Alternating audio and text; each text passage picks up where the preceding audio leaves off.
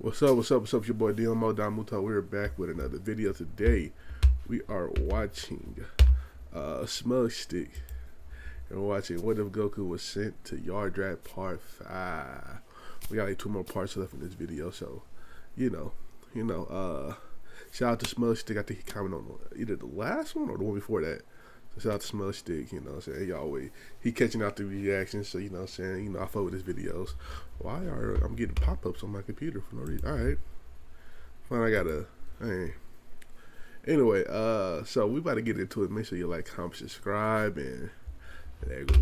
We open in the middle of a fight against King Cold. Cold can barely stand up, but Goku isn't going to let him go. But a blast comes his way and kills him anyways. Goku yells at whoever shot that, turning around to look at Jakko and Raditz. Raditz took the chance to kill King Cold, wearing a Galactic Patrol uniform. Jakko reprimands him for killing another one without trial, but Raditz says his finger slipped. Goku rolls his eyes as he thinks about the past few months. Goku had recovered from the fight against Frieza. The Galactic Patrol healed him and he remained in custody for a while. During it, Miras asks Goku to return one day as he wants to train with him. Raditz has remained on Yardrat. We see him riding on the giant worms Goku brought, gathering supplies. Vegeta and Nappa stuck around as well. Goku thinks they were changing. Nappa even likes gardening. Soba doesn't really like them, but he knows he can keep them in check. They are currently rebuilding Yardrat. For now, Soba is declared the Grand Elder. The Yardrats had finally accepted Soba, as the various clan members showed support. Vegeta leaves to find a way to get stronger and get Super Saiyan, while Goku continues to liberate planets alongside the Galactic Patrol. But what really surprised Goku was Raditz's announcement that he wanted to go with them and become a Galactic Patroller. There, Goku finally got to check out the time chamber with Raditz and Miras. Miras simply watched their training. Seeing him in action, now he understood how he could defeat Frieza. In a few months, Raditz was a full-fledged Galactic Patroller. Now in the present, Goku and Raditz clash heads, but Jakko and Miras break it up. It's not like King Cold was going to get anything but the death penalty anyways. Goku disagrees completely with the idea, as Miras asks if he's ready for their next planet. Goku looks at the time and tells everyone that he's sorry, but he has something to attend, leaving Raditz tired of him. Goku meets with Nail. Pibara and Guru have both passed away. Goku was sad that he didn't get to say goodbye to them, but Nail reassures him that Guru loved him very much. Nail asks him if that's what he wants the Dragon Balls for, to revive them? No.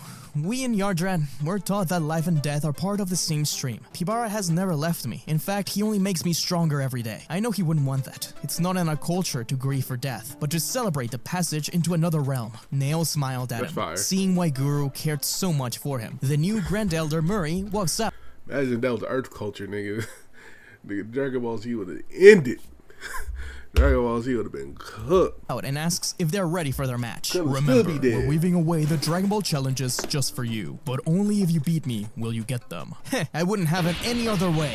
With Nail actually pushing Goku into Super Saiyan. But that's ultimately what defeats the Namekian. He tells Goku that he will continue to train harder and harder, so he can challenge him again one day. Goku uses Sprunga to bring planet Yardrat back to its original state prior to the fights against Frieza. But he leaves the other 2 wishes for Nail, disappearing and leaving Nail all annoyed. He teleports back to planet Yardrat in order to celebrate. He has a happy reunion with Soba and the others, as a big celebration is thrown on planet Yardrat, with Goku inviting many friends, including Nail, Dende, Pui, Raditz, Nappa, Vegeta, Gurren, and Tarble. Tarble is hesitant to approach his brother, which Goku finds surprising. Tarble also thanks him for his work against Frieza, but Vegeta tells him to train more. As the celebrations continue, 2 mysterious figures appear from the crowd. Goku doesn't question it, he has a lot of friends around the universe, but these 2 seem off. They introduce themselves as Kaioshin and Kibito, and they begin to explain. An evil wizard named Babidi is collecting warriors from across the universe and seeking to release Majin Buu. Goku doesn't need much convincing in order to agree.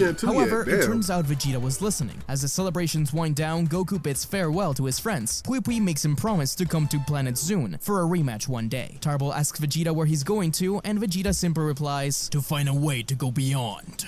With Goku saying goodbye to Soba, Yaki, and Hatsuka as he goes to train in the Kaioshin realm. Goku begins his training, but he can't pick up the Sea Sword quite yet. Goku promises he can do it in just a few more days, but Kibito says that they don't have days, they only have maybe hours. But that's all Goku really needs. Without another word, Goku teleports over to the Galactic Patrol HQ and asks Miras to train him in the chamber. Miras says that he thought he wasn't ready just yet, but Goku explains just what's going to happen in the galaxy. Raditz also joins in the training, just for a few hours. They come out, and Raditz has achieved Super Saiyan, and Goku Super Saiyan 2. In fact, he even learned a little bit more. There was a strange power that Miras had, a way for his body to move without him even thinking, and Goku wanted that for himself. Goku returns to the Kaioshin realm, and he finally lifts up the Z-Sword with ease. Kibito can't believe it. Meanwhile, we switch over to planet Zune. There, many of the inhabitants have been killed. Babidi asks one more question to the fallen Pui Pui. Will he join his ranks? Pui Pui spits at the ground. He tells them that they have no honor, no respect for life. Pui Pui holds himself up, using the Ajisa tree Goku planted as support. Babidi calls him a fool and says that he can die like the rest of his people, telling Dabura to kill him. But Pui Pui has a few final words. Even if you take my life, it doesn't matter. I know someone out there who will stop you. You don't stand a chance against Shir. Pui Pui was shot. Yeah, not my nigga They Pui yell Pui. at their last ally to come along with them. The warrior stares at Pui Pui's dead body on the tree. The camera pans up to reveal Majin Vegeta. The training in the Kaioshin realm continues as Goku swings the Z-Sword. He isn't used to fighting with weapons, but this is making him quite powerful. Shin and Shira often argue about the Kai versus the instant transmission, as they have slowly become good friends. But there is friction, as Shin wants Shira to ultimately kill Babidi, something which Goku heavily disagrees. Until finally, one day, Babidi strikes Earth. This is much sooner than Shin had anticipated. Goku senses the key of Earth as he realizes that there's actually a lot of strong guys there. Not crazy strong, but strong. A lot of them felt similar to Nail. Shin yells at Goku that they need to head to Earth now, but Goku says that there is too many of them. They're gonna need some help. Shin cocks an eyebrow but joins him. Goku teleports many places, getting Soba, Raditz, and Nail. He also asks Miras to join, but once again he says that he cannot battle and apologizes. He asks Nappa, but Nappa doesn't really care about other planets and refuses to help. He was taking care of the Cybermen colonies. And finally, he just couldn't find Vegeta. Nail said that after their last battle, he got his potential unlocked by the new Grand Elder and continued training. So think of him as Piccolo level after fusing with Kami, maybe even a little further beyond. Goku teleports to planet Zune looking for Pui Pui. He finds a desolate area with little life, except for a few Sunjin. They are afraid of Goku at first, recognizing the Saiyan, but soon realize that he is not the one that attacked them. They explain that Babidi and his men found Zune and tried to recruit their people. When they refused, many died. What about Pui Pui? He fought back, right? He drove them off. They stay quiet and move out of the way to reveal his body. Goku holds Pui Pui's hand as a tear falls from his face. Electricity sparks up. Nail realizes that he's out of his league still. They all are.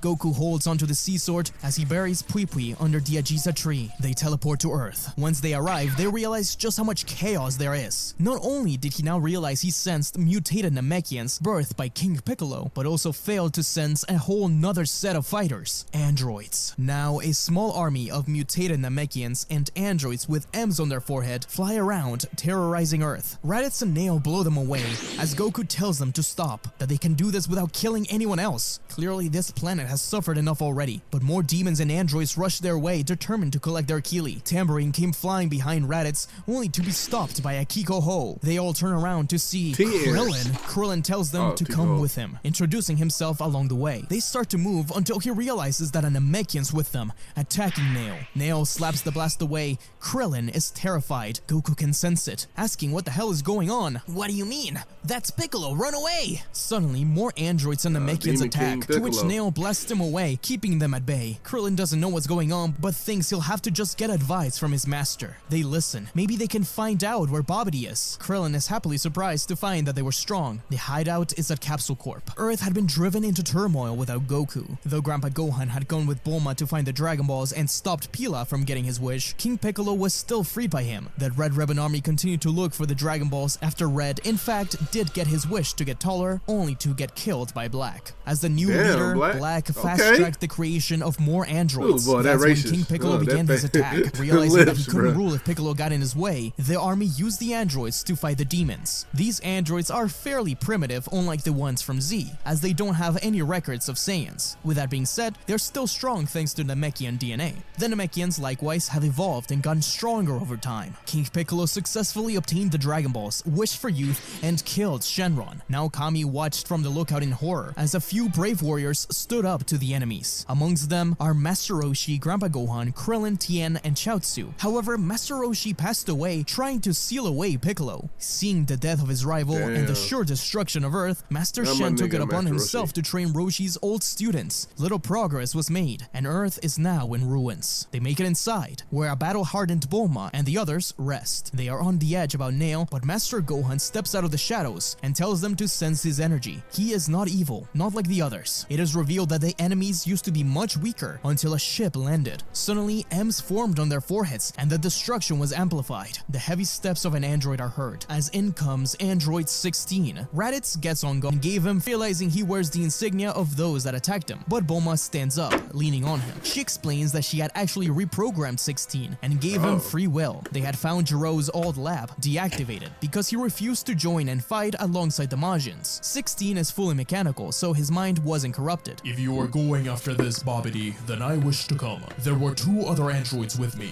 17 and 18, who were taken and brainwashed. They are my friends. Tien speaks up. One android was enough. They don't need any more. Bulma argues back, saying that 16 said that they weren't bad people, just tools for Jiro. Jiro resorted to kidnapping those disenfranchised by the war and turned them into androids. Without Saiyans around, these androids are weaker, but still far stronger than the others. Shin requests to be taken to the ship. They need to stop Babidi. Goku promised that they will liberate this world, but that no one has to die. This confuses everyone. If we defeat Babidi, then they will be freed from their mind control. What about after? This war has been raging far before Babidi. Neither band will just peacefully resign. If you want to help us, you have to get rid of them both. All life is precious, even those demons and androids out there. I'll find a way. Tien gets all up in Goku's face, but Soba stands up, asking them to give Goku a chance. Goku interjects, saying to give him 2 hours. If he hasn't freed them and stopped them within that time, they all stay quiet. The pain within Goku obvious. They will fight, but they won't kill for now. Goku cheerfully smiles as he looks at Krillin and asks for directions. Goku says that there's just too many enemies to make it through, that they're gonna need some to stay behind alongside the rebels and fight the androids and demons. Nail volunteers. He doesn't want Earth to perceive Namekians as evil because of the actions of this monster. Raditz agrees. Bulma wipes war paint on her face. It's time to move. They step out of Capsule Corp and into a mass destruction as instantly androids and demons try to take their killie. Nail pulls his arm back alongside Yamcha and Tien. They all fire one massive blast to clear the way. Goku rushes ahead with the path cleared. Soba, Krillin, Shin, and Kibito ride by his side. They finally make it to the destroyed World Tournament, where they watch as androids and demons come and go, giving energy to Babidi. Right by his side stands Dabura, the true Demon King. To think that Namekian pretended to hold my title. He'd better hope he gets his share of killie soon, or I'll show him what a true Demon King is. Goku quickly stands up, not listening to anyone telling him to stop. He calls out Babidi's name, saying that he won't let him revive Majin Buu. Demons swarm them as Goku rushes forward and attacks Dabura. Dabura spits at Goku, but Kibito teleports before him, being turned into stone. Goku curses, but doesn't slow down, slapping Dabura into a rock formation.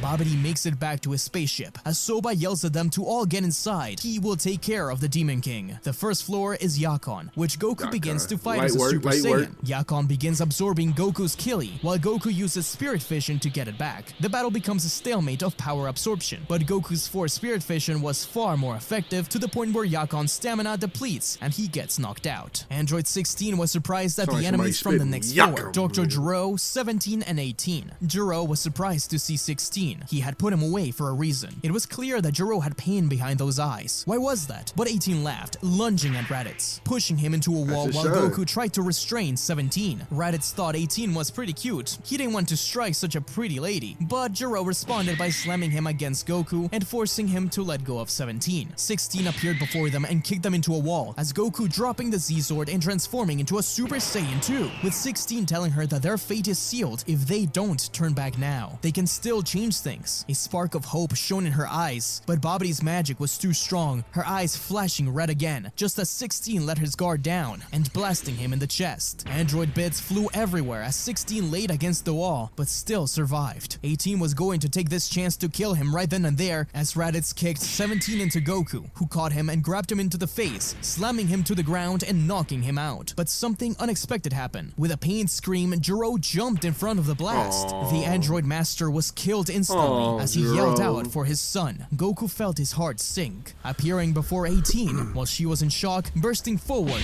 and knocking her out. 16 stood up with sadness in his eyes. He apologized for not being able to save him. I am not his son, but a mere recreation of him. He did not have to save me. 18 and 17 have their souls too. I promise you that. I believe you, but for now, they need to be elsewhere, somewhere safe, until we defeat Babidi. Raditz told Goku that he'd do it. He teleported the twins over to planet Yardrat, where Yaki and Hatsuka promised to take care of them. Meanwhile, Soba battled Hatsuka? Dabura. The Yardrat master had trained since the last battles against Frieza in order to not be eclipsed by his student, as the demon was more frustrated than anything. Soba had been teleporting all over the place, shrinking and more. Ever since Ginyu took his body, he had started to once again use those Yardrat moves, and he had forgotten how much fun it could be. The demon cursed as he sped at Soba. This is just what he was waiting for. In a matter of milliseconds, Soba ducked from the spit, grabbed Dabura, and teleported him in front of it. The Demon King defeated by his own technique. He looked over at the statue of Kibito, which hadn't changed, making sure that Shira wasn't there, and flicked the Dabura statue, shattering it into pieces and saving Kibito. May you find a better path in the next life. Meanwhile, the crew was off to the last room. The room changed into a sight which only Raditz recognized. The ruins of planet Vegeta. Out of the shadows steps Majin Vegeta. Raditz can't believe his eyes. What had the prince done?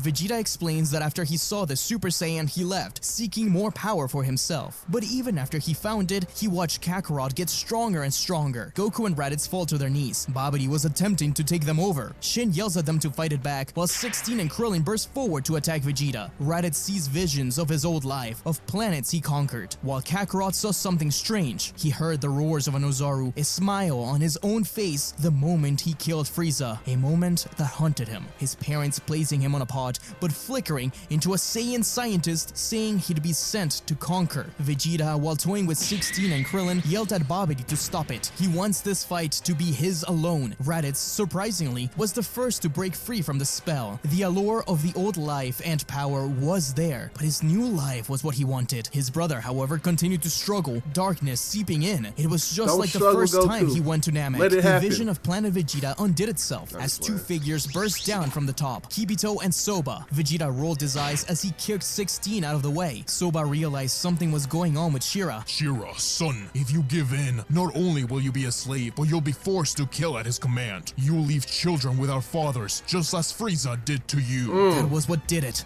An explosion of energy was expelled from him. Darkness that had nearly taken him over. Goku panted, completely tired. He thanked Soba. Goku tells the rest to go after Majin Buu while he takes care of Vegeta. Shin was surprised. He had never seen Shira like this, but he listened. As Raditz was about to be blasted away, Goku appeared before the attack, slapping it away. Vegeta's face was marked by a smirk. Finally, Soba asked Shira if he was okay, and he simply nodded. Meanwhile, Nail faces off against an army of demons. These androids lessened, and the demons began to retreat. Have they won the battle? Bulma shook her head, pointing to something on the horizon. It was a floating ship. Inside, King Piccolo sat on his throne. He told Piano and the Majinized Pilaf gang that he believed somehow Kami had wished for youth, but he was now stronger than before. The Majin power had not only increased his strength, but the constant fighting against the androids and training against the demons had put him above anyone on Earth. It was time to end things. King Piccolo walked to the edge of the ship, dropping down a tiny keyboard that blew away a large portion of the battleground. Nail opened his aura to shield and protect the others, as Bulma yelled out for everyone to retreat. Nail smirked. No, it was time to finish this. King Piccolo jumps down, welcoming quote-unquote Kami to his realm. Nail laughed. He was no god. The king was confused. You mean you don't know? We're Namekians, a race of peaceful beings. I will clear our name from this world and stop you. King Piccolo refused to believe it, and he rushed towards Nail. The pure Namekian dodged with ease. King Piccolo was strong, but Nail had been training too much to be bothered. He continued to toy with the Demon King until he tried to fire a blast at the humans in an attempt to catch his foe off guard. Tien thought this could be the end of them, but Nail jumped in the way, his arms outstretched in the process, destroying one of them. The king laughed loudly, only for Nail to smirk and burst out a new arm. Nail then extended said arm to grab the Demon King and threw him up to the sky. Nail appeared above, telling the king that he'd take him back to Namek and show him a lesson. Nail hammer-fisted the king down below, but he was still going to fight. Firing one last blast at Nail, the humans knew this was their chance to finally defeat the demons. Grandpa Gohan, commanding the rest of the heroes, all fired their own attacks. King Piccolo was consumed by the final blast, laying on the floor with no power left. Nail stepped up to him, saying that he'd be taken to Namek and judged by the elders. Piccolo began to freak out. He is the greatest Demon King. His ki began to increase as from his mouth he spat out one final egg into the forest. Piccolo was going to take them all down with him. Nail yelled at everyone to get away as King Piccolo exploded. The humans were hurt severely, but survived. Even so, demons and androids remained. They drove them away for now, but they would come back. Bulma ordered Tien and Yamcha to find the egg. Nail asked what they were going to do with it, to which Bulma said that she'd have to dispose of it, in case it came for revenge. Nail commanded her to stop, that he'd take care of it. From now on, the egg, as well as every mutated Namekian, were to be taken care of by the people of his home planet. They will not cause any trouble there. Bulma was hesitant, but after seeing Nail's power, there was little she could do. Nail found the egg and placed it somewhere safe for now. The battlefield was a blaze of intense energy. Majin Vegeta and Super Saiyan 2 Goku stood opposite of each other, eyes locked, tension palpable. Goku grew into his giant form, throwing a colossal punch to Vegeta, but the Saiyan Prince was swift, rocketing upwards and blasting Goku in the face. Goku staggered, and Vegeta surged forward, energy surrounding his hand, aiming for a finishing blow. Just then, Goku shrunk back to normal size. Using Force Spirit Vision, he sapped away some of the dark energy that Babidi had bestowed upon Vegeta, weakening him momentarily. You went to Planet Zoon, didn't you? You found that fool Pui Pui. He had high hopes that you'd stop Babidi. He knew Babidi was responsible for this, but he didn't think Vegeta was involved. His aura intensified, each blow fueled by anger and grief. But the memory of Pui Pui flashed in his mind. This anger, this thirst for vengeance, this wasn't his true essence. This was the part which Babidi was trying to exploit. He was allowing himself to be caught up in the storm of emotions, just like Vegeta had. The fighting paused for a moment as Vegeta struggled to catch his breath.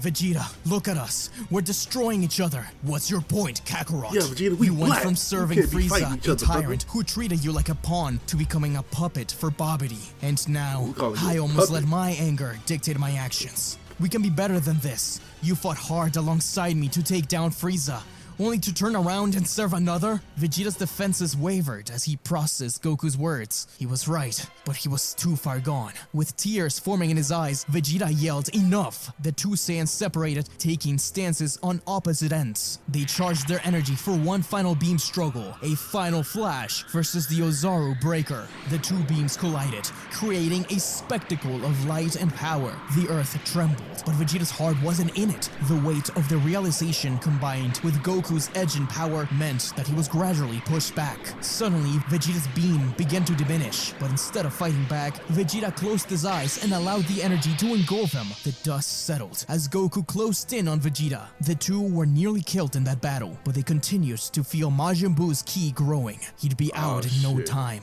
Why should I listen to you? Because together we can push each other to new heights instead of being used by another. Let's train together. We'll surpass each other without the need to serve anyone else. It'll be your own power that puts you above me, not his. He outstretched his arm, standing up alongside his Saiyan brethren. But first, they'll have to stop Majin Buu. Shira healed Vegeta, standing together. The ground beneath their feet began to shake. Nail and the humans hurried to the battle site. Majin Buu had been reborn.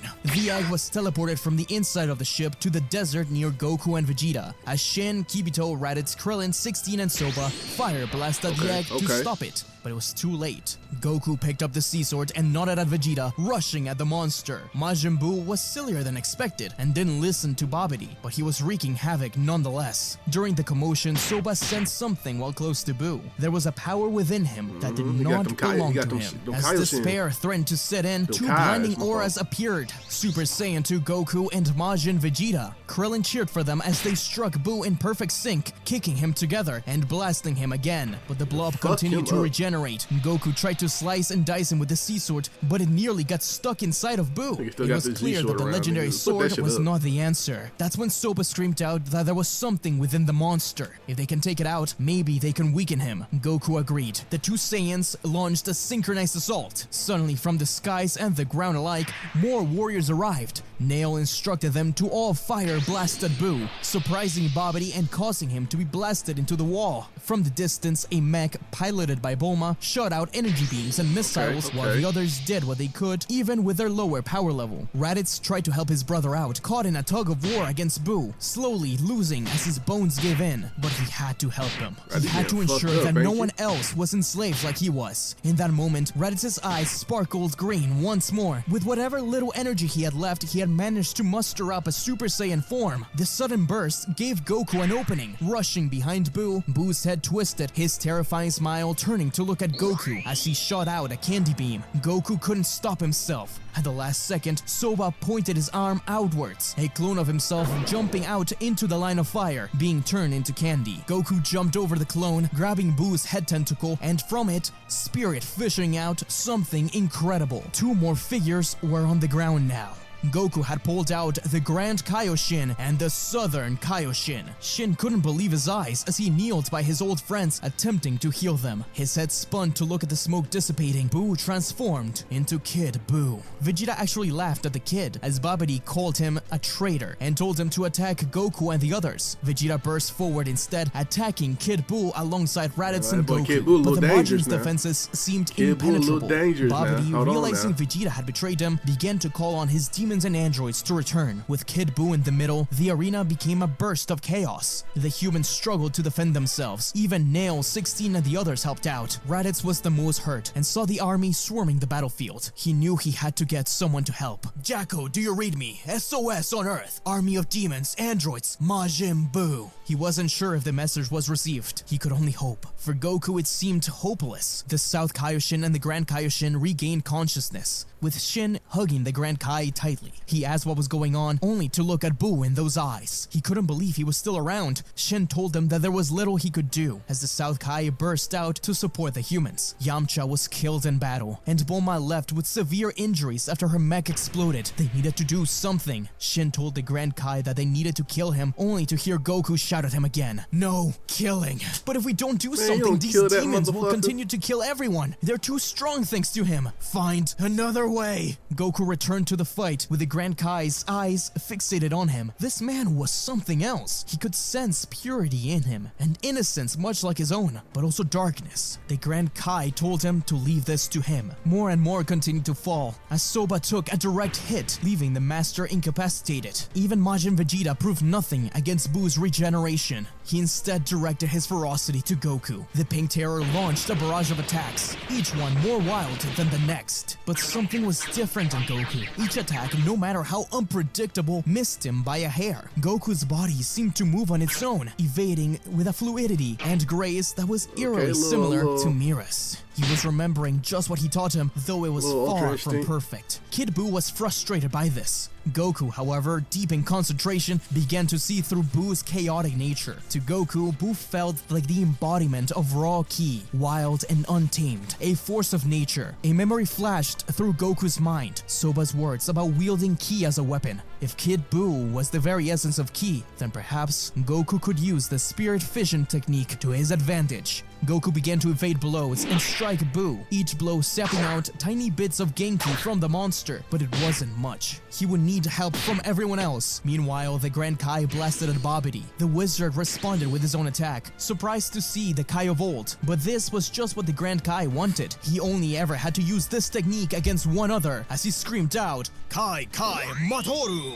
Babidi's eyes widened as lightning struck the wizard and began to take away all of his magic. The Grand Kai remembered how his godly power was nearly completely consumed last time he used this, but thankfully Babidi was a much weaker wizard than Moro was. Shin, consider this my resignation. Babidi and the Grand Kai were both engulfed by light, falling to their knees. Babidi's magic was completely gone, with the Grand Kai being left with only half of his power. Dark M's faded from everyone who was possessed, including Vegeta, allowing Nail and the rest to drive them off of the battlefield. Just then, Goku asked for everyone to give him some energy. Soba was the first one to lend his power, a ball of spirit fission forming above Goku. Buu tried to get to him, but Goku continued to evade. More power came in, but he knew it wouldn't be enough. As he struggled against Buu, Nail barely managed to say something to Goku. Namek, get help from Namek! Goku realized what he meant, quickly teleporting away with all the spirit vision power. Some were left confused, but Goku appeared above the Grand Elder's place. Murray walked out with Dende. They knew what was going on Earth and gave power with no questions. He then teleported to Yardrat, asking help from his people. He teleported to planet Tek Tek, getting energy from Tarble and his friends. Then to a planet full of hedgehog people. Then planet Zune, energy collected on top of the Saiyan as one last bit of energy from the Ajiza tree, which served as Pui Pui's grave, entered the energy ball. Would this be enough to defeat Majin Buu? Goku struggled as he teleported back. Just as Pibara is alive in everything he does, Ki is always alive. Buu will return. He just had to hope he'd return as a good guy. Goku landed on Earth again, the energy floating overhead as he watched Vegeta and Soba being the last ones standing against Buu. If I can't do this, Kid Buu struck Vegeta in the stomach, sending him against the Grand Kai, who caught him. If I can't do this, Soba called out Shira's name as he was slammed to the ground by Buu's extended arms. Then who will? Kid Buu turned his full attention on Goku as all the energy from the spirit vision began to surround him, absorbing it into his very being. He had never felt so much energy before, so much warmth, life itself. Kid Buu burst forward, fist pulled back and full of energy. Goku felt tears drop from his cheek. The hopes of the universe were with him. He recalled his first adventure outside of Yardrat, seeing Porunga for the first time. He had to save the universe, which had been so kind to him. Dragon Fist! His aura transforming into an apparition, a golden Namekian wish dragon opening his mouth and overwhelming Kid Buu, twisting around to stare down at the world as Kid Buu was disintegrated within, turning into pure energy. Goku took a deep breath. I hope to see you again and fight you as a good guy. The dragon burst into light, energy draining down on the planet and spreading back to the world it belonged to. As plants and trees were rejuvenated, Goku stood tall, fist in the air, before passing out. Raditz ran to his brother, hugging him and celebrating. While everyone cheered, they lamented the lives lost, but they would have to move forward. Slowly, Goku opened his eyes as the Grand Kaioshin healed his wounds. Rest for now, young warrior. You have done well. As Bulma sat on top of her destroyed mech, she caught Vegeta glancing at her, to which they both blushed. When all of a sudden they heard the sounds of wings and blasts coming their way. The fighters stood back up. They couldn't do this, it was too soon. But the androids and the demons were taking their chance to attack. But from above, a shadow eclipsed the sun. Several ships burst down from a mothership, and Raditz's wrist communicator rang. Yeah, called for backup? Better late than never. Soon enough, the Galactic Patrol had apprehended nearly every android and demon, though they gave permission for Nail to take the demons and the egg back to planet Namek. A patroller, Raditz, would be assigned to watch over them. Goku could finally rest, as Soba placed a hand on his head, proud of his student. But from the crowd, Goku spotted someone else. Bulma freaked out. Was that Piccolo? Goku, Soba, and Nail quietly approached the figure. The clothing. I know you. You must be. I am Kami, the god of Earth. I should be dead. Piccolo has been defeated. Nail looked at the egg. But it seems I remain still. Despite having failed this planet, that Earth must now be my counterpart. So you split yourself. I have only heard rumors of Namekians doing this. Split yourself? To become God, I had to spell away my evil. He became Piccolo, and soon doomed the world. I hoped the Dragon Balls would be enough, but Goku stayed quiet. Spelling out evil, was that possible? He shook his head. Dragon Balls? You had Dragon Balls? That was until Piccolo killed the dragon. Well, now it's your chance to make things right. What? Repair the Dragon Balls. Give people hope. That's why they're represented to me. It was because of the Dragon Balls that I was able to find my way back home once, long ago. They saved me. I know they can save everyone else too. With them, you can restore the world to its previous beauty. Kami looked at the ground. He had failed this planet, but perhaps he could make it right. He wouldn't do it for a few years though. He wanted his own blood, sweat, and tears to help rebuild Earth. Kami thanked them for their help and told them that they're welcome to Earth anytime. He disappeared and began to meditate, thinking over the restoration of the Dragon Balls. Slowly, everyone returned to their worlds, except for Goku, who stayed for a nice meal alongside Vegeta and Raditz. Goku told 16 where he left 17 and 18, and that they were welcome to stay there. After all, maybe Earth wasn't for the androids. 16 agreed, At least for a few years, that would be for the best. Night came, and Bulma got ready to set off on a new mech alongside Shen, Tien, Krillin, and Grandpa Gohan. So what's next? Where to? We lost so many warriors over the years. Good friends.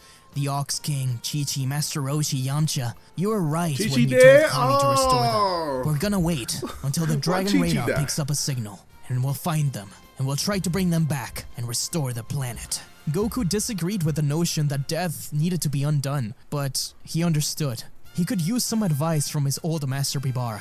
He wished Krillin and the others luck, teleporting back to planet Yardrat, along with 16, Raditz, and Vegeta. The following day, on a familiar purple planet, Goku and Vegeta stared each other down in front of the Cybermen grounds. Raditz sat atop of a space worm, watching with a smile, while Nappa guarded right, with a few space worm. Cybermen by his side. Ready, Vegeta? Come at me, Kakarot. She-Ra has far surpassed me.